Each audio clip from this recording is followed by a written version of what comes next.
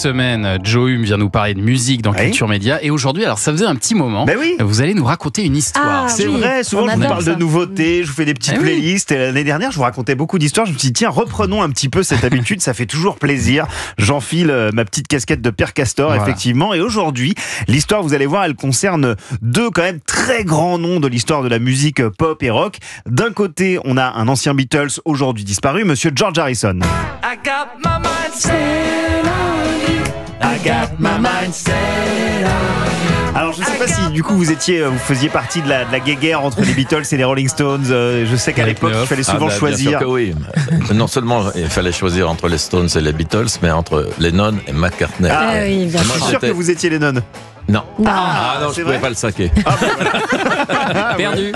Très mauvais juge de la nature humaine en ce qui me concerne. Voilà. Donc voilà, c'est George Harrison en tout cas, c'est ni l'un ni l'autre. Et de l'autre côté, alors là, en revanche, je suis pas sûr que vous soyez fan parce qu'à l'époque, il faisait déjà débat. Monsieur Phil Collins, futur batteur, il n'était pas encore, puis chanteur et leader du groupe Genesis. Le dernier arrivé est fan de Phil Collins. Voilà, exactement. Sauf que oui, c'était carrément la honte. C'était même aujourd'hui, parfois être fan de Phil Collins, c'est un peu la honte. Il y a d'ailleurs Straits qui est pire. Voilà. Mais comment on peut dire ça? On a lancé des débats là. On ouvre des débats, voilà. Réagissez 01 80 39 21 pour nous dire si vous préférez Phil Collins ou Dire Straits. Sauf que là, je récitue, on est en 1970, donc Phil Collins, c'est encore un parfait inconnu. Rien à voir avec le film sur Bob Dylan qui sort demain, un parfait inconnu. Je pense qu'on vous en reparlera ici. C'est juste qu'il est encore très loin d'être le mec qui enchaîne ce genre de tube. Moi j'aimais bien.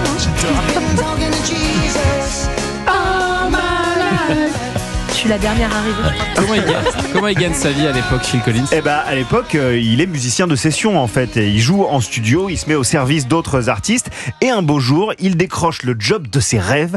Il est embauché pour jouer des percussions sur le nouvel album solo d'un type qu'il admire plus que tout, George Harrison. Ce nouvel album, à l'époque, qui est aujourd'hui considéré comme un chef-d'œuvre, c'est All Things Must Pass.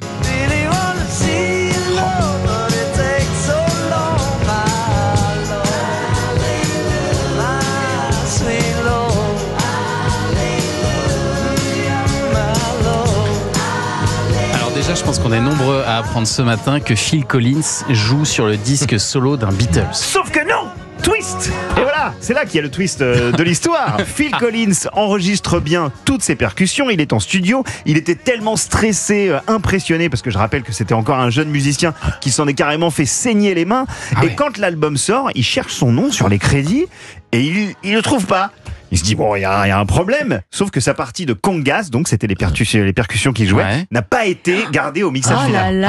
Fausse joie, c'est horrible. Ouais, voilà. Ça n'a pas empêché Phil Collins et George Harrison par la suite de devenir des amis très proches. Mais Collins s'est toujours demandé, et c'est normal, on le comprend, ce que ça aurait donné, comment auraient sonné les chansons si sa contribution avait été conservée sur l'album. Et figurez-vous que 20 ans plus tard, il reçoit par courrier, comme ça, sans prévenir, une cassette audio avec un mot écrit à la main par son pote George Harrison, qui lui dit, tiens, j'ai remis la main sur les enregistrements de l'époque, sur le mix original du disque, je crois que c'est toi qu'on entend jouer des congas, la partition est inclue. Donc là, Phil Collins s'empresse de mettre la cassette, il écoute et il tombe des nues. C'est hyper mauvais, il est pas en rythme, il est mixé trop fort.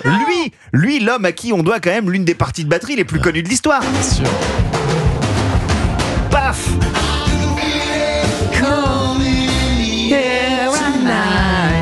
Donc il a été nul une fois dans sa vie? Il a été nul sur les bandes qu'il écoute. Il entend même, attendez, c'est vraiment l'humiliation totale. Il entend au fond dans le studio la voix de George Harrison qui fait une remarque hyper désobligeante du genre les gars, faut absolument qu'on dégage les congas au mixage, ça sonne pas. Non, c'est horrible. Donc Phil Collins se sent hyper nul. Il appelle George Harrison pour s'excuser et à l'autre bout du fil, il entend l'ancien Beatles qui éclate de rire et qui lui dit qu'il avait réenregistré toutes les percus avec un copain musicien, qu'ils avaient exprès de les jouer très très mal et que c'était une blague qu'il attendait de lui faire depuis des années et des années. C'est génial, c'est un très bon canular. Alors tout le monde peut pas le faire, mais quand on peut le faire, c'est très drôle. Et vous n'avez pas la bande? Non, malheureusement. Mais en revanche, Phil Collins a déjà déclaré plusieurs fois en interview que c'était l'une de ses possessions les plus précieuses, qu'il les avait gardées, mises de côté, et puis ça n'a pas brisé leur amitié. D'ailleurs, les deux se sont retrouvés sur scène à plusieurs occasions pour jouer ensemble en live.